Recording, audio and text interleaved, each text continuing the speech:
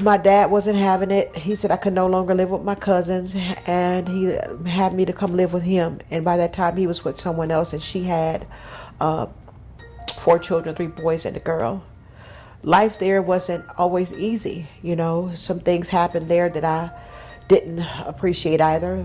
Exploration of my body parts were now being, sought after from my stepbrother, and not knowing what to do then. He never tried to penetrate, but he came in and he, humped on me and ejaculated on my leg. And by this time, I just have had it in my heart where there's something I must be giving off that people keep wanting to take advantage, In high school, I was teased a lot and talked about and ridiculed, and I wanted to fit in with another type of crowd. So I started hanging around an older crowd, started engaging in marijuana, started being very promiscuous, going to all the, kickback parties like they call them now. But there was, little after sex we were having, and having sex with a bunch of people, getting high. And then I met my first son's dad. And he introduced me to cocaine because his brother introduced him to it. Didn't take long to get addicted. So now I'm pregnant at 16, had a child by the early part of 17, fully addicted to cocaine and alcohol.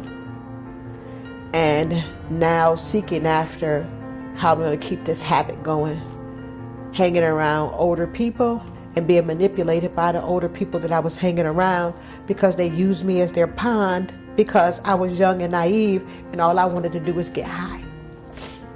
So I met this guy that said that he was my best friend's brother. Her other brother was a pimp, and he aspired to be a pimp. So he aspired to be my pimp, but he wanted to be my boyfriend first. So when we talked about that grooming process, it was very real.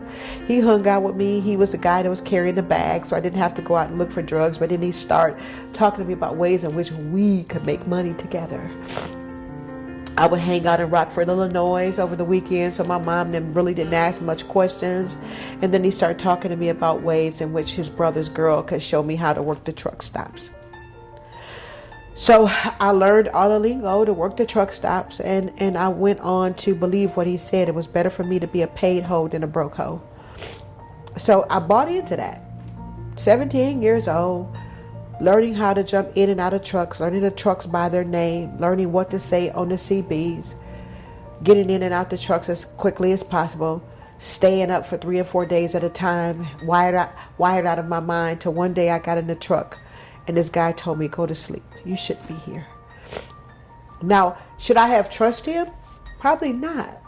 But evidently God had another breadcrumbs of love that he was showing me in that moment where I trust this man and went to sleep in his cab. He didn't ask for any sex.